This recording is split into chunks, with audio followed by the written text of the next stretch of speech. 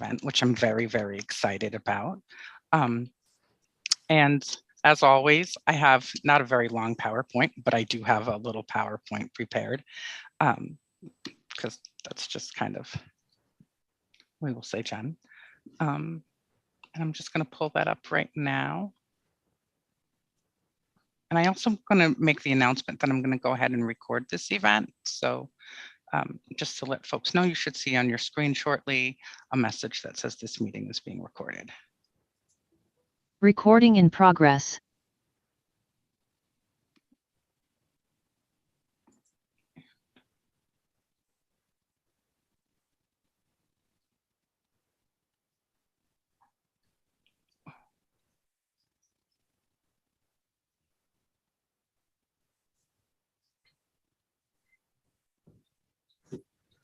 Okay, and can everybody see the screen? Mm-hmm. Great. So to open up today, I would ask that we all take a moment of silence.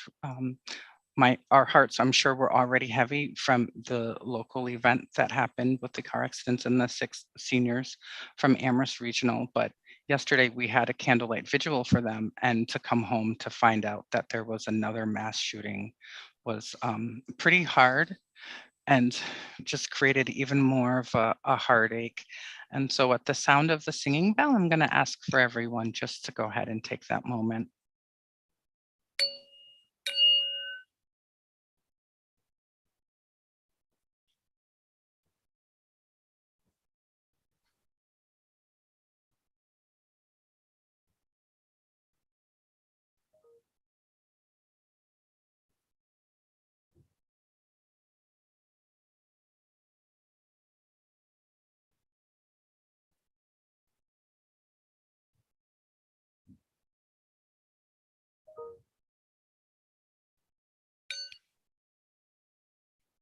And I will ask that we all come back together. And so this is the second year that the town council has approved an AAPI proclamation. And so I'm very honored. And the proclamation was sponsored by councilors Mandy Johanneke and Michelle Miller, and community sponsors are the Human Rights Commission, Professor Richard Chu, Dr. Leo Wang, Yasmin Padimisi Forbes, Minakashi Barath, and Milan Kang. And Michelle and Mandy, do you guys want to go ahead and read that? Absolutely. Are you, oh, I have it actually. Hi, everyone. I have it on my computer, so I'll just read it off of there because it was a little small for me on the, okay, here we go. Wait, Michelle, before you start, since we have Anika and Anna here, do we want to just split it 2-2-2-2 then? That sounds fantastic. Yes. I can start, and then if Anika, do you want to jump in for the second 2? Do you have it pulled up? And Anna, do you have it pulled up? No, I was just having a small moment of panic as I try to pull it up. I'm sorry. Thank you. Here we go. And for sharing. Okay, perfect. Okay. All right, here we go. Whereas Asian American and Pacific Islander heritage in the United States was celebrated beginning in 1978 and was made into a month-long event in 1992. And whereas Asian American and Pacific Island Heritage Month seeks to honor and recognize the contributions of U.S. residents and communities originating from Asia and the Native and Indigenous peoples from the Pacific Islands. And whereas today more than 20 million Asian Americans and Pacific Islanders live in the United States, and through their actions make the United States of America a more vibrant, diverse, prosperous, welcoming, inclusive, and peaceful nation. And whereas Asian Americans and Pacific Islanders have distinguished themselves as leading researchers in science, medicine, and technology, as innovative farmers and ranchers, as distinguished lawyers, judges, and government leaders, as prominent contributors to the arts, literature, and sports as restaurant workers, national technicians, I'm sorry, the screen is blocking, farm workers, and other service and workforce industries as war heroes who defended our country from fascism, and as peacetime healthcare heroes currently on the front lines of the COVID-19 pandemic.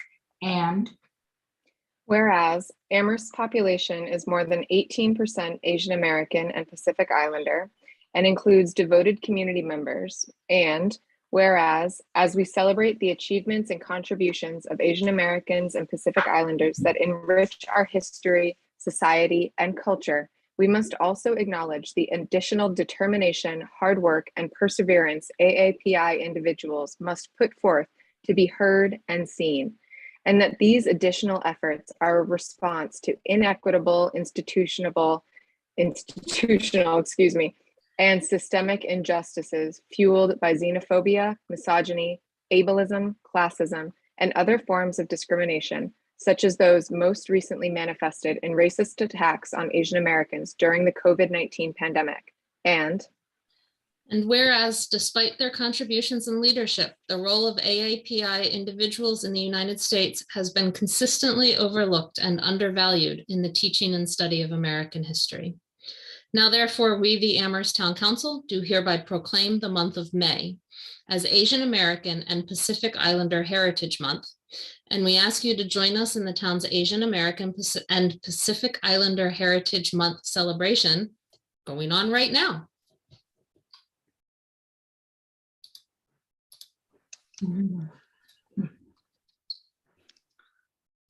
Thank you very much. And so I'm just going to back up a little bit because for some reason I do these all the time and I just always get so nervous. I'm not sure why, but I would like to do some introductions if that's okay with everybody. I think that part is very important. And I'm just going to go in the order that people are showing up in the Zoom. So I'm going to start with Dr. Leo Wang.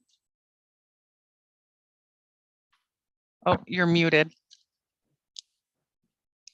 Hello, my name is Leo Wang, and I'm the Assistant Academic Dean at UMass Amherst for the College of Natural Sciences, and I'm also on the Asian American Pacific Islander Commission for Massachusetts. And should I pass it off to the next person next to me? Sure. Okay, right next to me is Annika. Hi, I'm Anika Lopes, artist, creative consultant, and I'm a town councilor for Amherst representing District 4. And let's see, so I will see next, Richard Chu. Hello, good afternoon, everyone. I'm Richard Chu. I'm a faculty at the History Department at UMass, and I'm also a commissioner of the Asian American Pacific Islander Commission of Massachusetts. And I'll pass it on to Anna. hi, everybody. I'm Anna Devlin-Gauthier. I am a District 5 town councilor. I'm thrilled to be here. I do apologize. I have to leave you a little early, but I'm excited to be here. And I will pass it to Mandy Jo. Thank you. I'm Mandy Jo Haneke, and I am one of the at-large counselors on the town council. And I am also thrilled to be here, but I also have to apologize. I have a concert to attend tonight to benefit the Ukraine, to raise money for the Ukraine war and the Ukrainians there. So I will be leaving early to head to play that concert in Springfield, but I'm excited to be here for now. And I need to pass it on to Phyllis Sun. Hey, I'm Pila Sun. I'm a Amherst school counselor, and I'm also a resident, or was a resident. I've been living in the area for most of my life. I'll pass it off to Michelle Miller. Hi, everyone. I'm Michelle Miller, and I am a town councilor representing District 1. And really happy to be here and glad we were able to get this and organize this and pull it together. So thank you. And I am going to pass it on to Philip Avila. Hi, everyone. I'm a co-chair for the Human Rights Commission, also live in town and work at the Amherst Survival Center. I will pass it on to Richard. I've done my part, so Oh. Sophia, maybe. Yep. Is it my turn? Yes. Hi, good afternoon, everyone. I'm waiting for my son to come back at the Shrine Hospital. He had his cast on his arm. So good afternoon, everyone. And my name is Soken Mao. I'm a former Amherst Public School teacher, Cambodian teacher from 91 until 2003. So I have been here since 1982, and I basically know almost every family in Amherst, Northampton, and East Hampton areas. And so here I am, and nice meeting you all. Thank you. And Liz? Okay, I'm unmuted. Yay. Hi, I'm Liz Haygood, and I'm a member of the Human Rights Commission of Amherst and a former teacher at Amherst Regional High School. Thank you. And I'm now going to pass it over to Professor Richard Chu just to give us a brief explanation of how May became the month for AAPI to be celebrated in. Hello, everyone. So thank you again, especially to the sponsors, the Town Council of Amherst and the Human Rights Commission. So I'm honored to be part of this celebration of AAPI month. So some people are asking, why has May been designated as the month to celebrate this? According to history, there are two significant events in May. One was in May of 1843, which was the beginning of the immigration of Japanese to the United States. And another one was in May of 1869, when the Transcontinental Railroad was completed, in which many Chinese American or Chinese workers helped build. So because of these two significant events, May was considered as the AAPI Heritage Month. And so here we are. And Jennifer, I don't know if you want me to talk about the oral history project before we show the video, or? Oh, yes, please. We just also had one more Human Rights Commissioner hop on, and so I just wanted him to go ahead and introduce himself. Cedric, are you there? Yes, I am. I'm just setting up my phone so y'all can see me well. Hello, everyone. How y'all doing? I am Cedric Ganay. I am one of the Human Rights panel members, and very nice. And thank you for having me here, and thank you for the celebration, everybody. Thank you. And yes, Professor Chu, would you like to go ahead and explain the oral history project, please? Thank you. So I teach history at the UMass and the 5 colleges. And one of the courses that I teach is Asian American history. And the course has a civic engagement component in which the students, they complete a final project at the end of the semester in which they interview a member of the different Asian American communities in Western Massachusetts. So for the last 7 years, my students have been recording these oral histories, and these oral histories have been uploaded on to the UMass Special Collections and Archives Division. And the goal of this oral history project is to help preserve the voices of oftentimes unrecognized Asian American community members within, in our midst. And we are fortunate to have one of the interviewees, Pila Son, here. And soon we will be viewing the interview that was conducted by my students on Pila Son's life. Thank you so much. So I'm going to go ahead. Pilar, are there any words that you would like to say to open up, or are you? I think let's just show it. And, Okay. Oh, excuse me. Maybe we can ask Soken or Pila to say something about the Cambodian American community in Amherst. A brief history of your community. I'm gonna Phila, pass you it want to on to go my ahead? elder. No, I want my elder to tell them. All right. Fela, thank you so much. I love you, Fela. All right. So again, the first Cambodian came to Amherst was February 1981. My brother, the oldest brother, was a second family came to Amherst, and that was sometime in May of 1981. And most of us came through a sponsor through the local churches. So the Emerald Lutheran Church sponsored my families, and the other church the Christ Church sponsored the Boo family. So every church know us by the last name. So and then after the main family arrived, each family also started to sponsor extended family from the refugee camps and to the Amherst area. So most of the people in Amherst, Northampton, East Hampton, and Holyoke are all sponsored by the church. And these are the people originally came from a refugee camps in Cambodian Thailand border.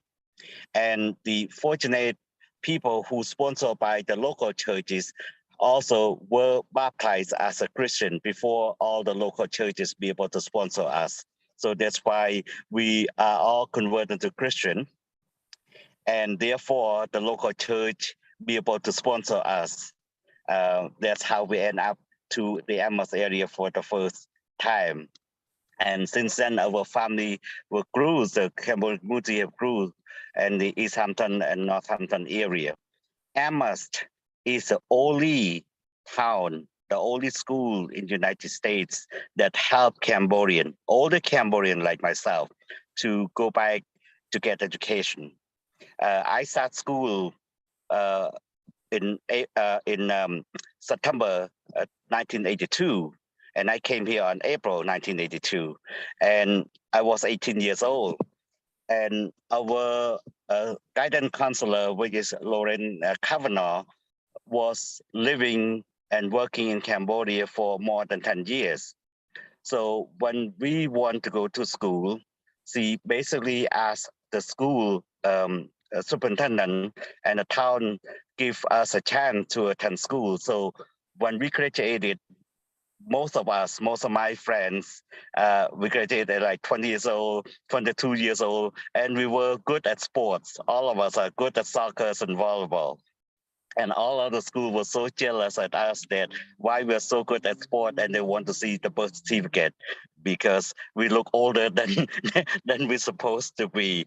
But we are the most fortunate community in this area. There's a school in our areas, in Northampton, Amherst, accept us to attend school again, give us a second chance.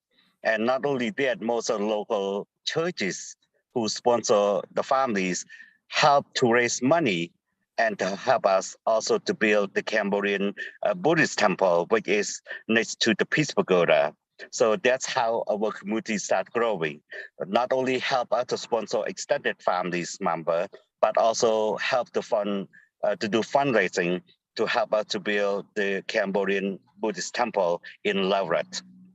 And beside that, the most important of all, Amherst School is the only school that help us to create Cambodian, to create a course that teach only Cambodian language and culture to the Cambodian students. Besides, allow them to take academic to graduate from Amherst High School.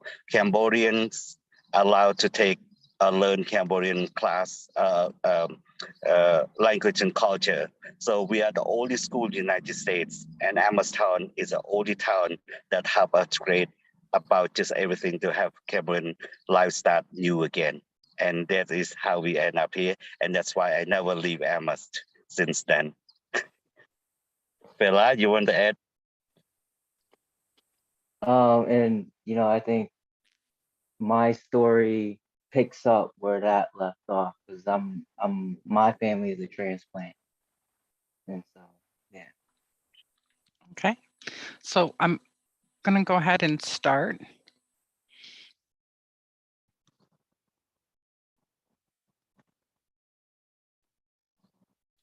Can everybody see the screen? Yes. Your, how do I say? Wow, I really hope we can cut this off because now we're really Can starting. we hear? Okay. Thank you for coming to our interview. I'm really glad to have you here. A couple quick general questions. Can you please state your full name? Yeah, my name is Pila Sun, and I am a community member, Cambodian community member in Amherst. And I was born in the Philippines in a refugee camp. And shortly afterwards, I immigrated to the US, where we first settled in Camden, New Jersey, before coming to Amherst. And that's where we've been since I was 6. All right, and I know we've already started recording, but just to have your verbal consent, do we have permission to record this interview? Yes. All right. So just a few questions so we have a general idea of what happened in the refugee camps before you came to the US. What was your family like before living in the refugee camps? Well, I don't have any personal experience on that, but hearing from my parents and my brothers, their life before leaving for the refugee camp, it was a difficult one. They dealt with like extreme poverty. My dad told me that at my age, he was really just looking for work to be able to feed himself and be able to just like live. And so their life back in Vietnam, where they're from, was it was really challenging. And they lived in like an extreme poverty, and where everyday essentials, things that we take for granted sometimes, it was like a everyday struggle to try to secure food and water and and shelter and stuff. So yeah. I know you said you were rather young when you were in the refugee camps. Did the experience of living in the refugee camps affect your parents or yourself differently, you feel, from versus when they were living before the refugee?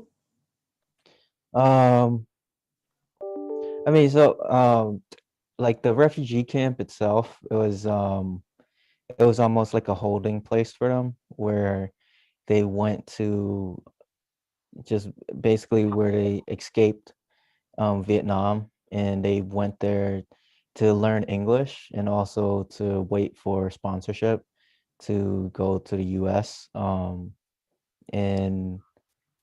the way that they got there, they had to walk about 300 or 400 miles through Vietnam and Cambodia to get to Thailand. And when they made it to Thailand, they had to wait there for some time before being transferred over to the Philippines. And their journey to get to the refugee camp in Thailand, it was filled with a lot of times where they didn't think that they were going to make it. They left with a group. They left Vietnam with a group. And my brother told me that he can remember people in that group, like they had to leave behind because they just were too weak. and they just couldn't carry on. And so they had to leave people behind on their way to the refugee camp. And so I think it was a relief once they got to the refugee camp, because they had to travel at night, because if they were to travel during the day and they were to be spotted by Khmer Rouge or anybody else, there was a potential for them to get captured or killed or whatnot. And so um, the life in the refugee camp, their experience in there, I think it was, they were happy to be there. They were happy to make it and pass their journey, but it was essentially like a camp, where people just are trying to survive. And so there was like a lot of people with them. Like, I don't know the exact numbers, but it was, it was a camp where people were just trying to survive. They had, I believe it was missionaries and other organizations that were there to try to help them with getting sponsorship to their different countries, like first world countries, and also to teach them English, and just to teach them about what life will be like, for when they immigrated. Um, and actually in the refugee camps, my mom contracted hepatitis B, and I was actually born with that. And as a kid, or I don't know if I was born with it, but I caught it as a kid, and I recovered, and so now I'm immune to it. But the conditions in a refugee camp weren't the best. I believe there was like open sewage, and just it was a camp with thousands of people in there, just trying to survive and and holding on to hope, to be able to leave at some point and get to a different country. Um, some people in that refugee camp weren't were sent back home if they like failed the interview, or like the countries that were there that were doing interviews and screenings, if they didn't see them as fit or didn't see them meeting certain criteria, they were just sent home, or just sent, and just basically their fates were to stay there or go back home. But my family was able to get sponsored by relatives and friends that we had in New Jersey. That sounds like quite a journey that they had to go through, and definitely a struggle. So it must have been a relief to them to have traveled out of the refugee camps. Do you mind telling me, who did you immigrate with, and when did your family immigrate to the United States? We immigrated in the 1990, and it was just our family, and we immigrated to New Jersey, Camden, New Jersey first. And that's, they have a large population of Khmer Krom, which is Cambodians of the South. That's what it translates to. And that's my cultural heritage, and our cultural heritage. And so we immigrated to Camden, New Jersey, and also Philly as well. And yeah, it was just us, and we joined up with our friends and relatives from our like the hometown in Vietnam. Um, and yeah, so first we lived with them. My earliest memories was living, I believe we lived like up on top of a I think it was like an Asian market, like an Asian convenience store. We lived on the top apartment, with some friends and some relatives up there. Um, and then afterwards, we moved to a house with some more friends and relatives, and that was kind of like my earliest memories. You mentioned that a lot of people were turned away because they weren't able to pass the interview process. What was that process like for you and your family, the whole immigration process in general? And when you did finally get to the US, what was it like growing up in the US, like that transition from living in the refugee camp to being in the US? Again, I can't really speak about the refugee camp and what that was like. But from my parents, hearing stories about it, like everybody was pretty much like on edge going into those interviews, because they didn't want to say the wrong thing, because if they said the wrong thing, then there's a chance that they might not be able to leave and go to a different country.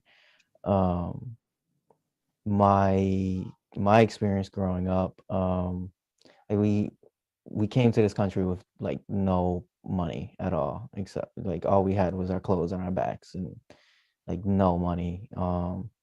And so my experience growing up was like I just remember us not having that many things. What we did have was my parents always made sure that we had some food and we had a roof over our heads. Um, and pretty much other than that, it was like, we were poor, and so there wasn't much things to do at home. And so me and my brothers, I have two older brothers, we really just grew up playing outside with the neighborhood kids, and just playing a lot of sports, being really active, because we really didn't have anything besides that to entertain ourselves.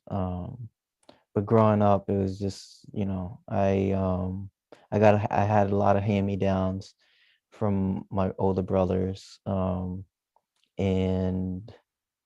um, it was just, it was a time like I remember like us being poor, whenever we went to the markets or whenever we went to the stores.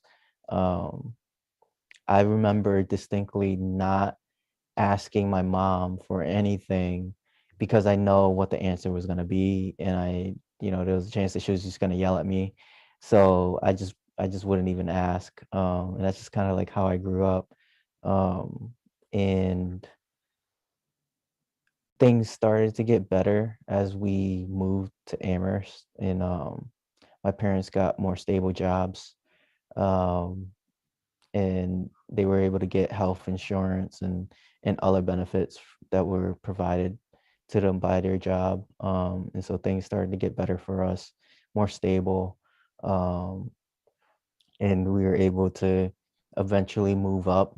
As I got older, we were able to move from an apartment renting to getting a condo and eventually owning that.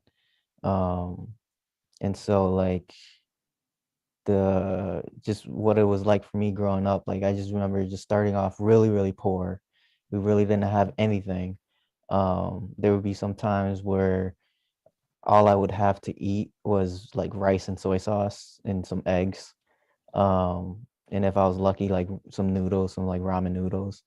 Um, and then as I got older, things just started to get better for us, financially.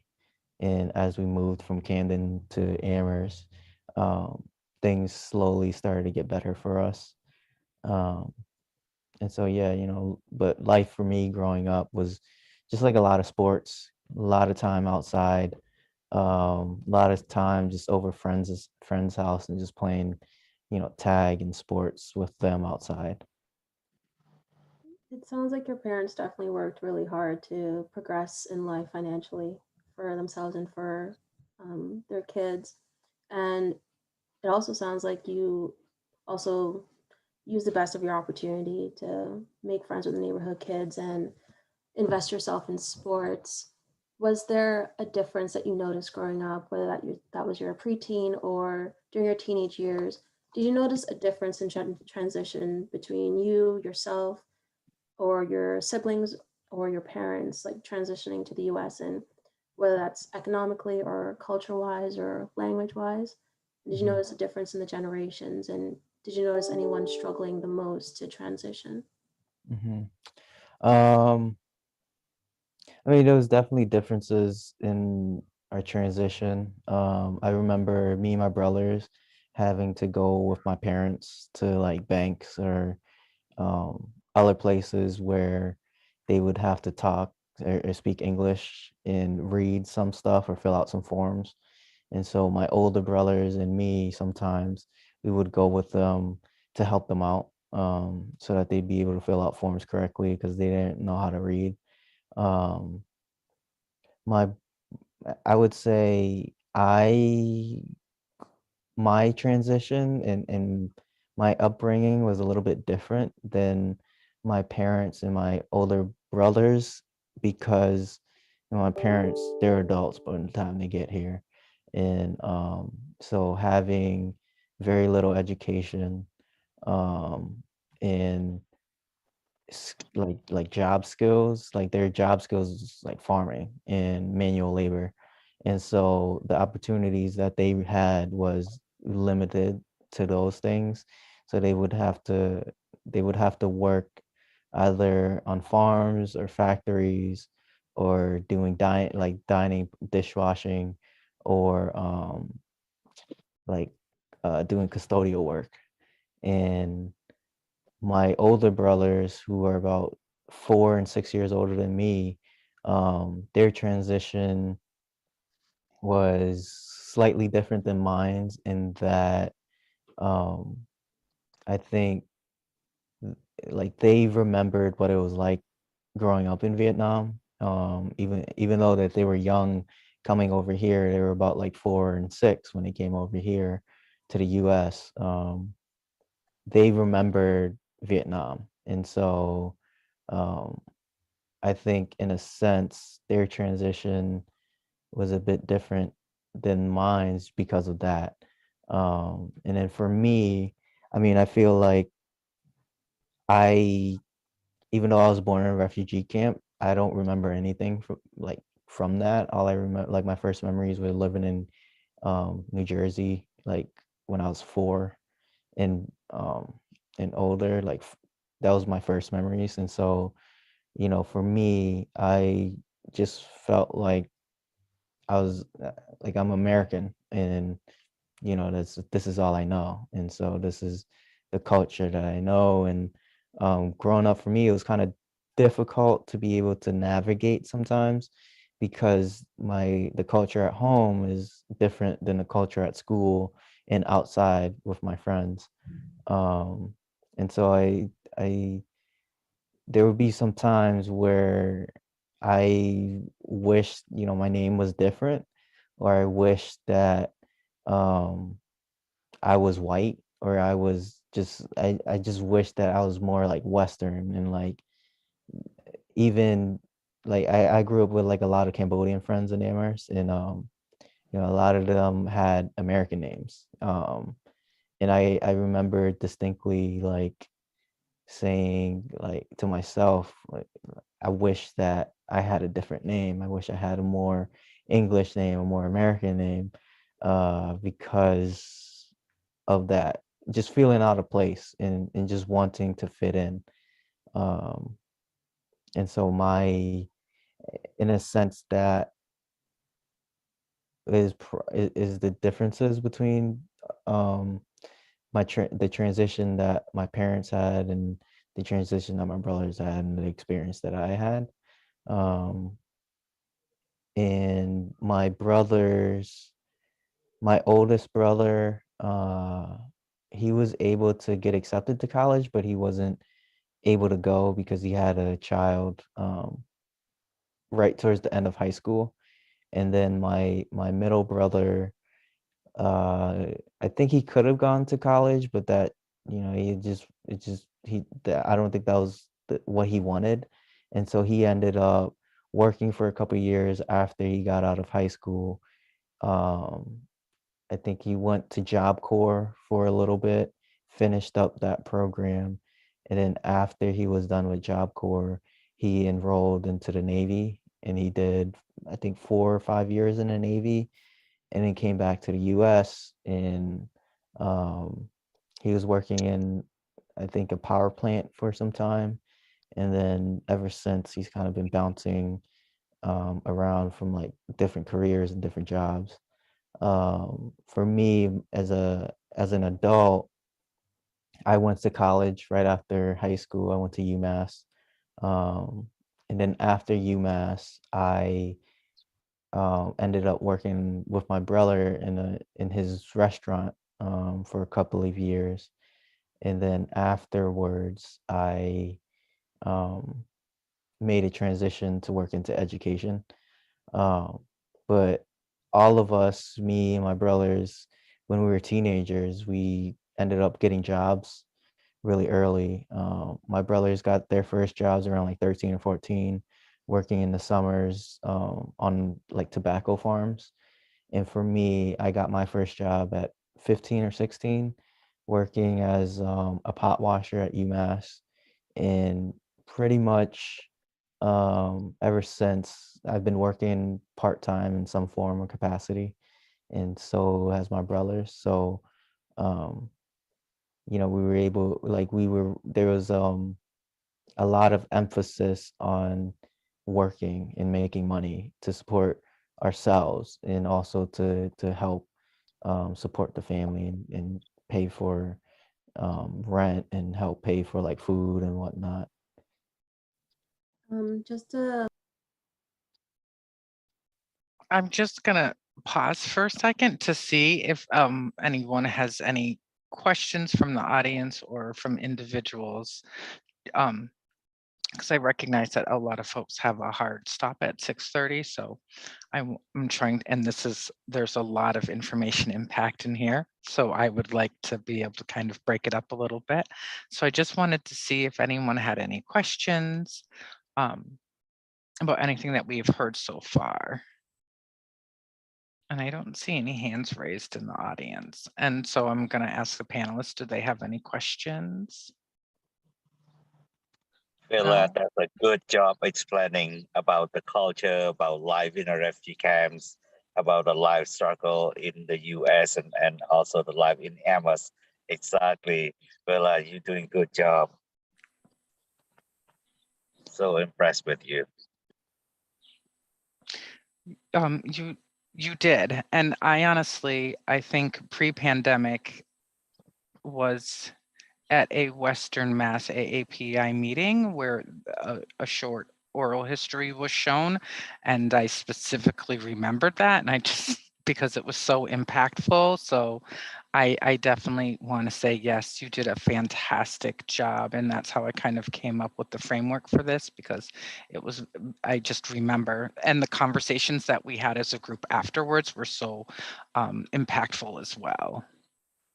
And so, Pila, I just wanted to ask, is there anything else, or so Ken, anything that either one of you wanted to add to this? Or he did a pretty good job of covering everything? He does. Everything is, I agree with him. That's perfect. Mm-hmm. Our culture, our life among the Cambodian community have not been changed much. Most of our elders are still working at the farms, especially in a Wakefield farm, and pick up the strawberries and tobaccos. And the same thing, fella. I used to work at the farms right after school, almost every single day and weekend full time. Pick up cucumbers and pickles, especially strawberry in Wakefield. Yeah, so that's our life have not changed. And for the elders and the children, of course, get a better jobs, just like Fela and a few other of my former students became very successful. But in terms of parents, still very much working in the factories and farming.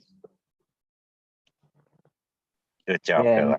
and, then also to add to what Soken was saying is, it's I think there's just a cultural misconception that all Asians come here and they're successful and they get rich and they're able to work the system.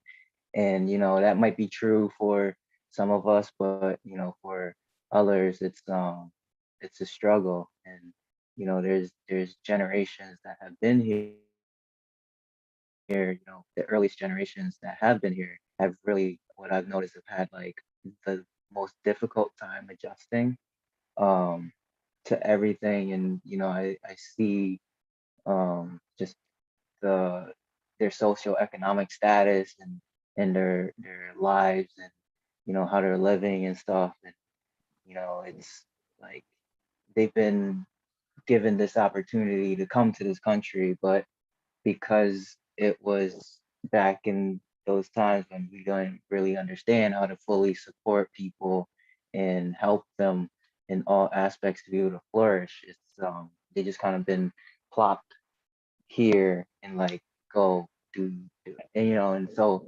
like my experience, and I don't know if I haven't seen this video in like such a long time, but like I remember my experience being that similar as well, where my parents, they were able to offer me and provide me with a roof and food. But beyond that, it was like, you're on your own. So when you leave this house, you're on your own. Whatever you want to do with school, you're on your own. You got to figure that out because we don't know. And, we can't help you.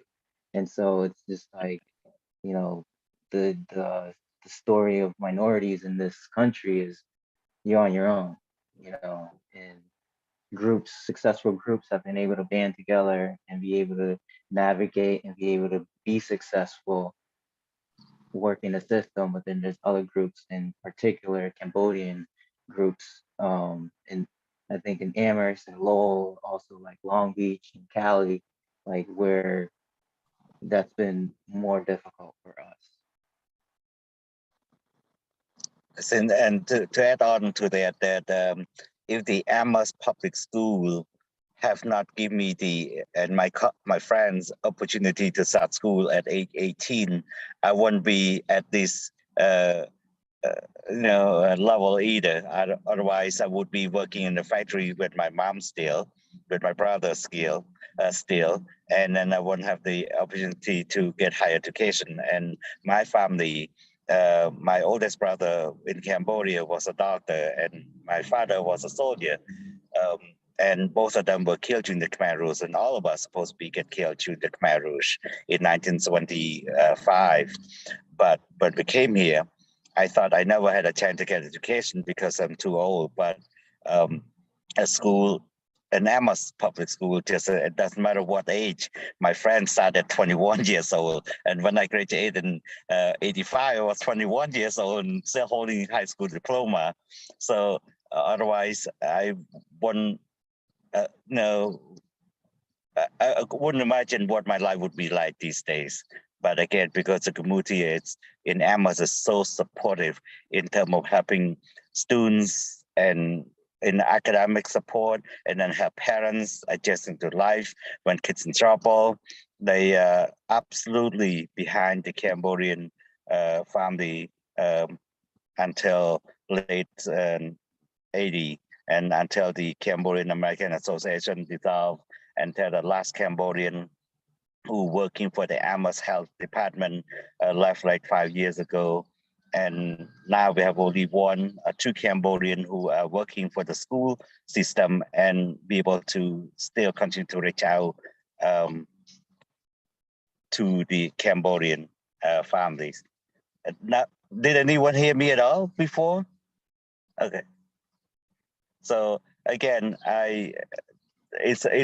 most of Cambodian came to Amherst are very successful stories. We have bad story, but our kids are really struggle, but at the end very successful.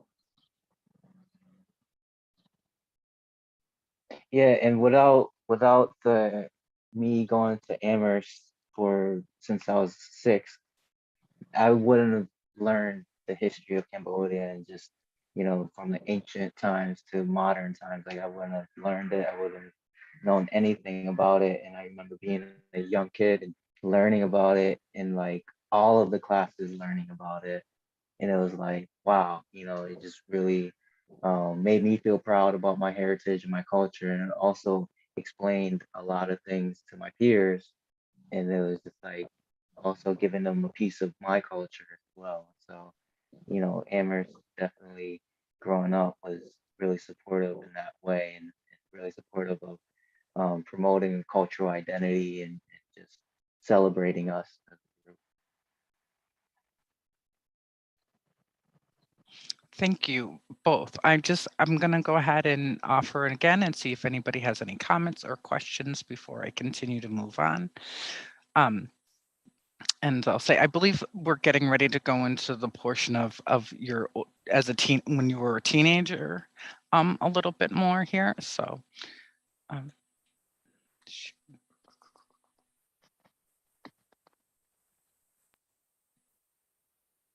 working and making money to support ourselves and also to help support the family and pay for rent and help pay for like food and whatnot. Just to backtrack a little bit to what you said, you mentioned that you wish that you had a more westernized name, or you wish that you were white. Growing up, did you or anyone in your family ever feel welcomed by others in the United States or communities outside of the Cambodian community? Whether this was at school or at the jobs that you and your brothers had when you were teenagers? I'll say yes. We had in Camden, there's a big Khmer Krom community there.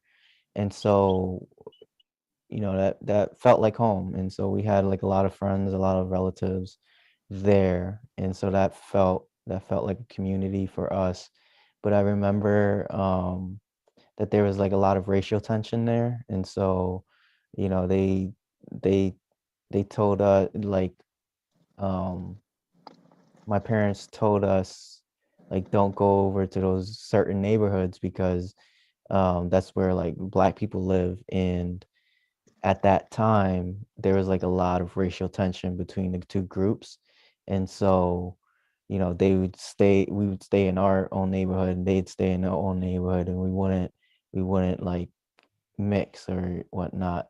But I remember being at school in kindergarten in Camden, and that's where I made friends. I made one of my best friends. He was a black kid there. And so, but then outside of school, it was like, no, like you're not, you don't go to those neighborhoods. And actually my brothers, my middle brother used to tell me stories about what it was like going to school.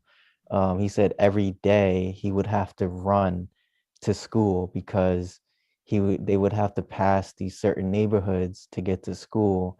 And if they were caught, they were just like jumped and beat up. Um, and actually my brother told me about a story when he was coming home from school one day, and kids were like chasing after him and his friends, and he ran just like with his friends. And he ended up tripping and falling. And then the person caught up to him, and then they saw that he was a kid, and then they just like kind of just let him go. They didn't like do anything to him, but they just like let him go. But there was like a lot of violence there and like a lot of racial tension there. But when we got to Amherst, it was almost like it was completely flipped, where we didn't really have any of those issues.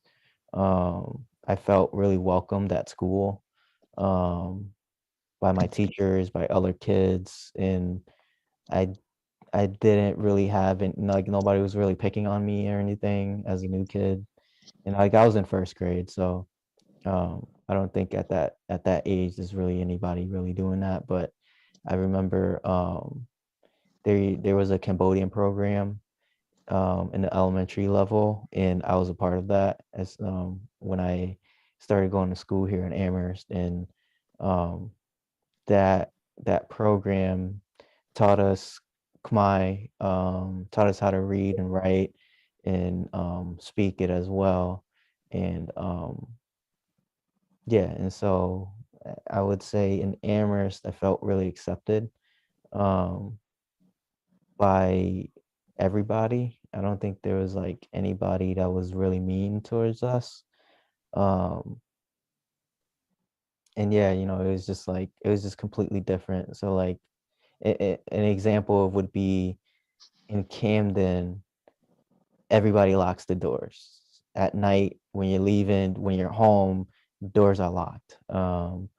And when we got to Amherst, my parents still had that mentality.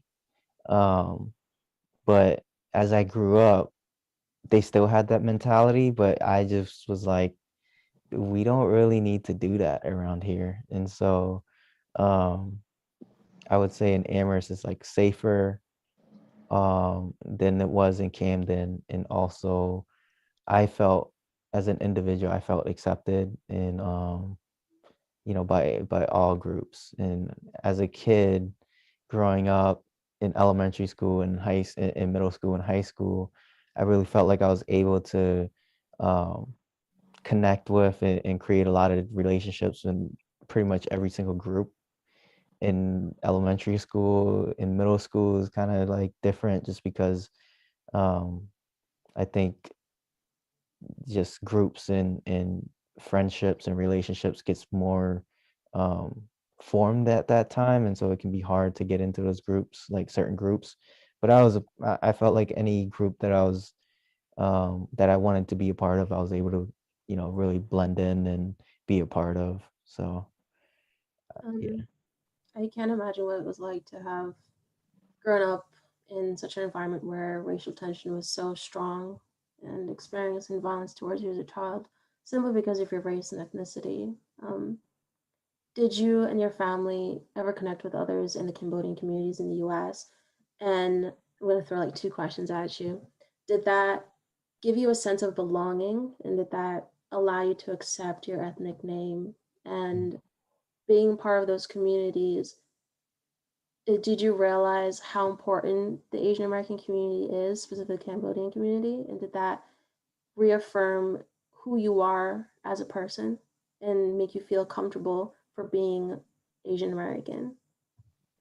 Yeah, I would say, it definitely being a part of the Cambodian community here in Amherst, it definitely made me feel connected. It definitely gave me a sense of pride, and um, it was just really, really good to have that as an elementary schooler, particularly because not only did I learn about the history, but also my peers who aren't Cambodian learned about it as well. I remember them doing like, it might have been like a week long thing like every year where we would learn about the history and learn about just kind of like the greatness of Cambodian civilization, the ancient Cambodian civilization. And so that definitely gave me a pride within that identity. And uh yeah, it was able, like looking back, I didn't realize it back then, but looking back now, it definitely helped me to feel more um connected and more pride about my heritage and being Asian American. um just to learn about it and just to hear about it and just to know that that's where I come from, and that's my history, and that's my people. And so um yeah, it was definitely helpful to be able to form a positive self-identity, knowing those things and having grown up knowing those things, and also my peers knowing about that. um like a lot of the kids would be like, cool, like that's so cool, um and just like learning about the Angkor Wat, and um the just how amazing that structure and that that civilization was really, as a kid, it it was just really cool. It was really, really cool, and it gave me a sense of pride um to be Asian, to be Cambodian. Um, Watching you answer that, you could definitely see that you've grown in yourself and you've accepted that you're Cambodian, you're Asian American, and you definitely seem you've reached a stage in life where you're comfortable being who you are. Growing up, um, the emotional turmoil that must have brought on you the violence that you had to go through, the racial tension. Now, as an adult, can you talk a bit about how important mental health is, especially for Asian Americans and Cambodians, and the struggles that they have to go through? Can you just talk a bit about how important mental health is in combating all of that violence and negativity? Mhm. Well, I think, I'm a counselor. I'm a school counselor, and for me, mental health, because of that, is really important. Um, I find it as to be extremely important, especially for Asian Americans, but like more specifically Cambodian Americans, because the history of Cambodia, um, there was a genocide in 1975 to 1979 that killed over like 3 million people. And a lot of the population in the city, Phnom Penh, and all in the other cities as well, like those individuals were forced to go to internment camps and to work fields, and they were subjected to incredibly harsh conditions and torture and violence, um, committed to them by the police and like the authorities and the state government. um, and so hearing from older generations, they like there's a strong sense that I have that a lot of them are struggling with PTSD, anxiety, depression, um, and a whole host of other mental health issues because of having experienced that. Um, but it's just been like they just haven't dealt with it because in the Asian culture and the Cambodian culture, like mental health isn't really emphasized. And so if you're thinking about it from like an epidemial approach or view, because this generate like the older generation dealt with that, it gets passed down to the younger generations, just by their interactions and living in the home. And so I see like a lot for myself. I struggled a lot with anxiety and depression as a teenager and as a young adult. Those are like two really big things that I had to struggle with and I had to deal with. And for a long time in my life, um, that it was like unbeknownst to me, it was just like I didn't know what this was. It was like I know I get nervous around people. I know I get nervous in new situations. I I stress out a lot about these things, and um I didn't know what it was. I had no idea. I had no language. I had no verbiage for it. Um until I got older and started going to grad school and learning about this stuff as a counselor, learning about mental health and learning about this. Um, it just made me realize kind of the importance and just how big this issue is within the community, and it's not being addressed that well, I believe, because there's not that many mental health professionals that are Cambodian, and Asian in general. And and it's just not spoken about. It's just not like people don't talk about it. If it's not like a physical ailment, then it doesn't really matter, right? And unless it gets to a point where like people are having really severe mental health issues, it doesn't get addressed and it doesn't even get talked about.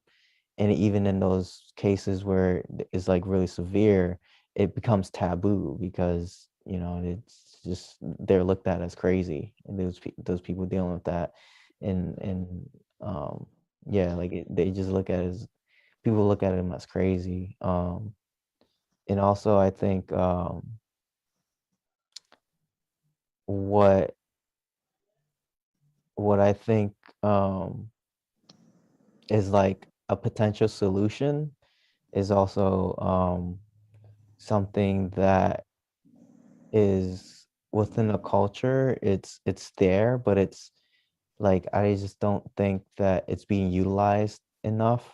In that you know, a lot of the stuff that Cambodians are dealing with in terms of mental health can be addressed through religion and Buddhism, and monks helping out with that.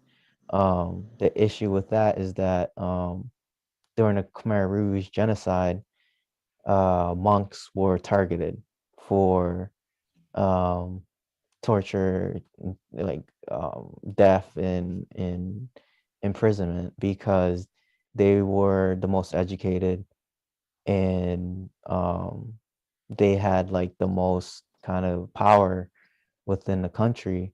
Um, and I think it really took a big toll because they were also the ones that were working on this. You know, it's like if somebody's having an issue, there's no mental health facilities, there's no doctors, there's no shrinks, you know, there's no psychologist or anything like that.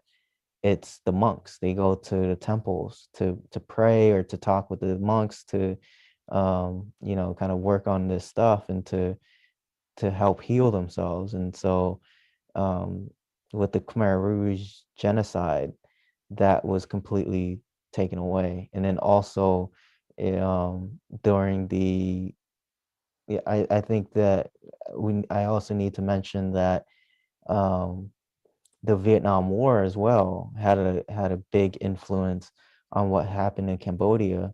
And it was and during the Vietnam War, when there was the North and the South battling, um, monks were, you know, it was the same thing. It was the same thing because they were calling for peace, and they were doing a lot of peace activists and work around that.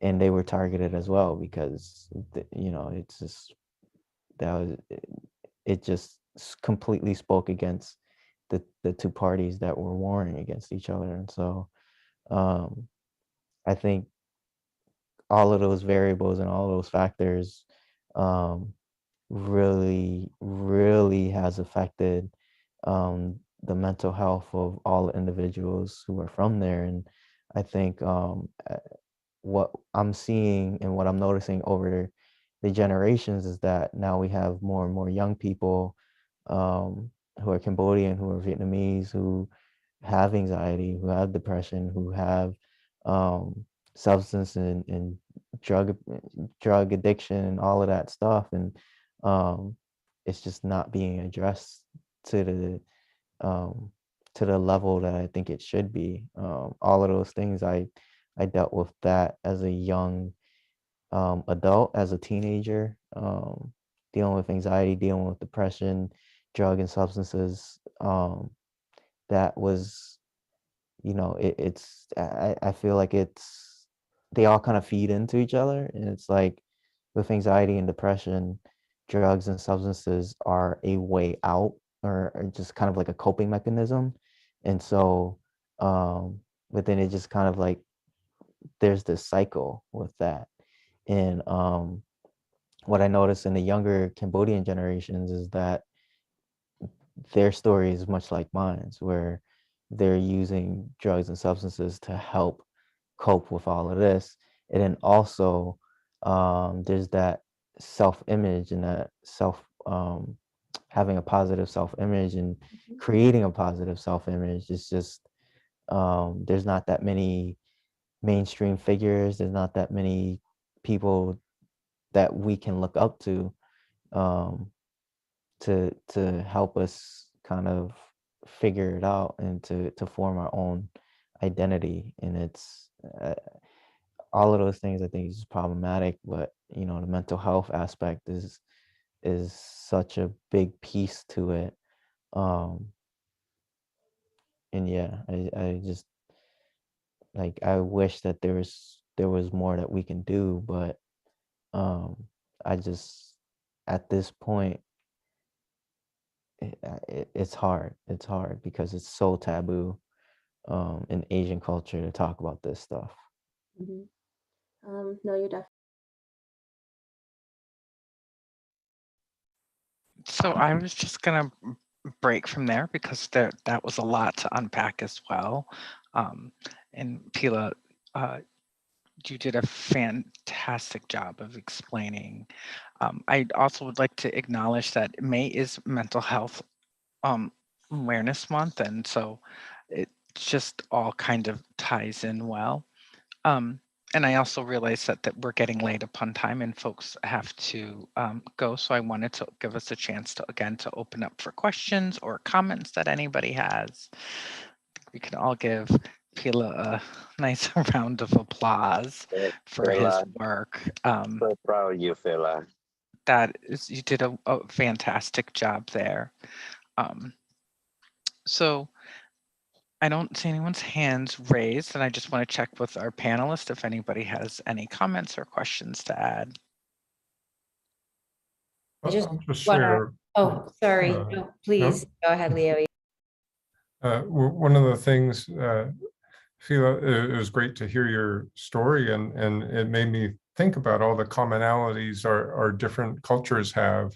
And I think a lot about my parents' generation, and a lot of Americans don't realize that Asian exclusion laws were in effect until 1965. And so it's really just my parents' generation that started to come to this country, and they're coming here after experiencing war, whether they were adults or children, and carrying with them those sort of traumas, and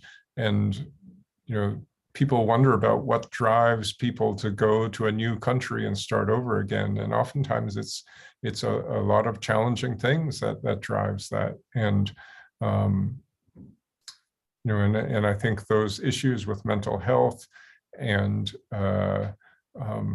sense of belonging are very common to the Asian experience in America. I remember talking with someone, a Korean nurse, and she was saying that there's this disease that affects only Koreans, she was saying. And when she described it, it was like this melancholy, this sort of sadness, this sense of loss. And I respect her, but I also think maybe it's not just Koreans that feel that, but lots of people can feel that kind of sense of loss and that melancholy and that need for some kind of belonging. And Phila, thank you for sharing your story, and it definitely resonates with the experiences of multiple generations and different ethnicities. And yeah, thank you.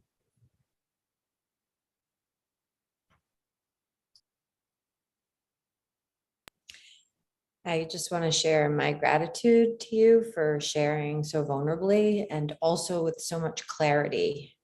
Your story really came through very strongly and clearly. And thank you. I just want to share appreciation. So thank you.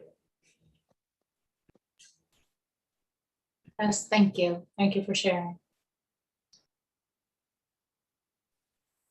And Richard, I know that these are in the archives at the library. Is there a specific place where people can find them? I have a link if people want to reach out to me, but if they would like on their own. Oh, yes. If you go to the Special Collections and Archives Division and their website, you just type in CREDO, C-R-E-D-O, because I think that's the program where all forms of oral histories, not just involving the Asian American communities, but also other communities, are stored or kept. So it's the CREDO program, and this is just searchable, easily searchable. If you just make sure you go to the Special Collections and Archives Division at the Du Bois Library website. And so far we have collected around about 15 oral histories from the different communities.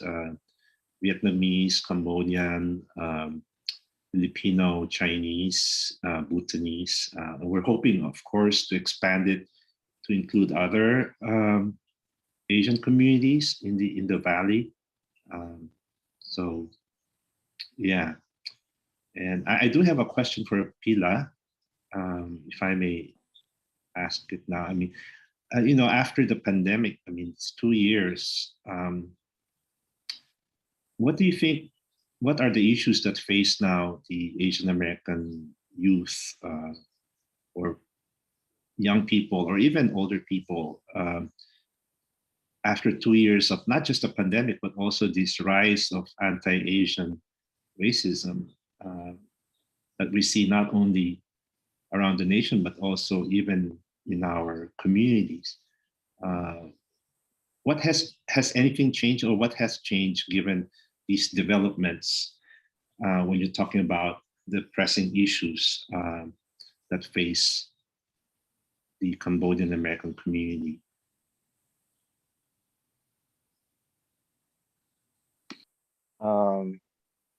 That's a hard one to answer. I mean, I kind of almost feel like everything's kind of been exacerbated right now, and also at the same time put in the back burner, if that makes sense. Like, things have gotten worse, but also because of so many other things going on that, our issues have gotten put towards the tail end of things, and I feel like aren't seen as pressing, but it continues to be, all of the ailments that we as a society have in general, where there's not enough opportunities, education, mental health, and representation. I'm curious to hear from other people on this, like Leo and too, what y'all think.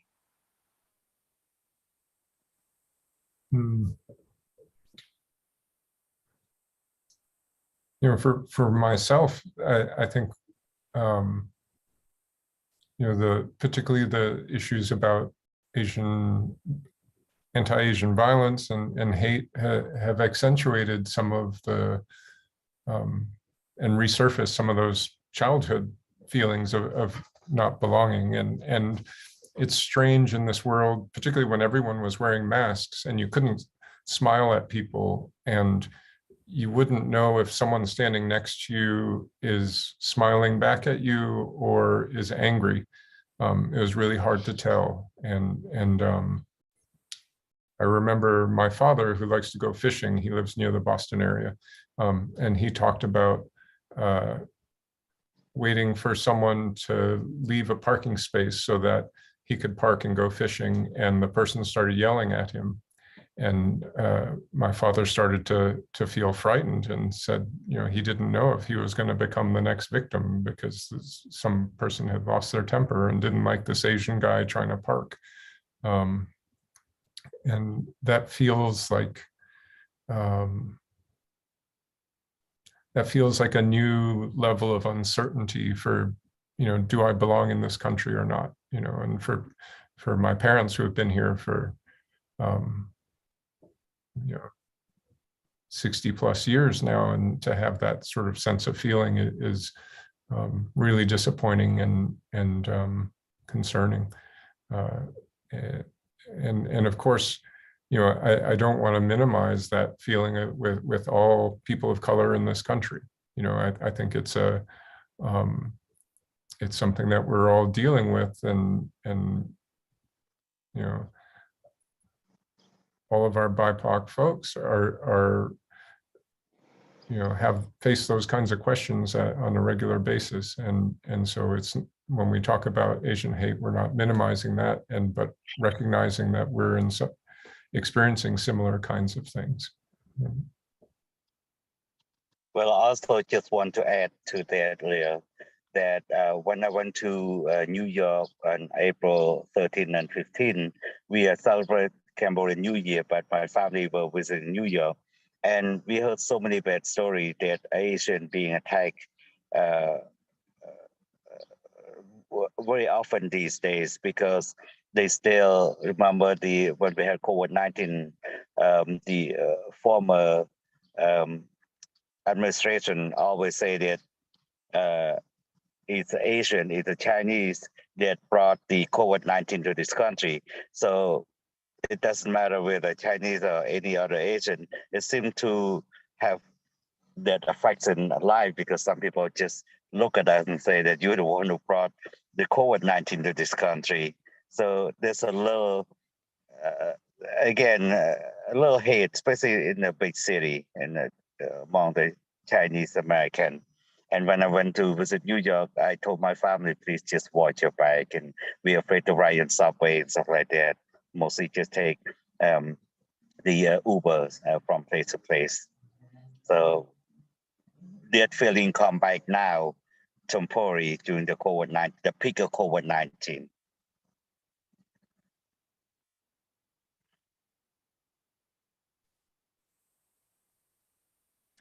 And so I just want to say thank you all for that conversation there. And you know, there's a part of our history where, you know, everything is done so purposefully to, instead of letting the minority groups work together, we are forced to be separated, and so it causes that tension. And you know, I think now that people are more conscious of that, perhaps we can work to move forward as a larger group together, and not have it be so singulated. Because the more and more I learn about different histories, the more and more I learn about just how purposefully some things have been done, right? Like just very specifically and for a reason. So I know it's getting late, and I know so many of you have a hard stop at 6:30. So I just want to say thank you all very much for coming out, and thank you all for being a part of our first AAPI Heritage Celebration. I'm hoping like one day we can do something in person. And you know, I'm a big fan on food brings everybody together, right? And dance and music, and really enjoy the time spent with each other, you know, face to face. And Pila, again, I have to give you just so many, so much, what's the word I'm looking for, props, I guess, because that was so fantastic, and you did such a great job explaining. And I just really encourage folks to continue to listen to the oral history that you created, and also to listen to Soken's. And then there's several other, as Richard said, there's about 15 of them on there, it looks like. And so again, and you know, and I really appreciate this, because from the local government side, I'm trying to say this as eloquently as possible, that we the Asian and Pacific Islander community, we don't necessarily have representation. We don't necessarily hear from that community very often. And I just feel very strong about how it's needed to be included, because we can't continue to make decisions without having everyone's voice at the table, because the decisions that we make affect everyone, and they affect everybody in a different way, and that it's very important that we are all working together to make the right decisions at the right time. So Go ahead. I'm sorry. No, go ahead, please. I had to go and pick up my son from the hospital here, right here. He's just finished his cast. But I just want, for the record, for everyone, I just want to thank Richard too for starting all of this. Without him exposing, interviewing students and parents and educators about different cultures, otherwise this wouldn't happen at all. So because of him, I thank you for his times and reach out to the other communities beside the Philippines. And so I really greatly appreciate Richard too for you approaching us and expose our community to again to the mainstream community again, because since I left Amherst Public School in 2003, I basically just travel so much that I depends on a few of my former students and also friends who stay in Amherst continue reach out to Cambodian family. And I still stay around, but I have not done much of the impacts. And when I was teaching and also working for the Amherst Public School, I used to give workshops and to the Amherst Police Department, East Hampton, Northampton Police Department. I also give workshop to the GCC, HCC about the history and cultures, but I left it, and then so now this is absolutely like filler interviews. If I have that, I probably use your interview in my presentation all the time. But thank you, Richard, for exposing again the Cambodian culture to our larger communities. And I thank you everyone for again celebrate Cambodian American and Southeast Asian American or Asian Pacific culture and history. And so thank you for giving me the opportunity to share the culture with everyone, and have a good night.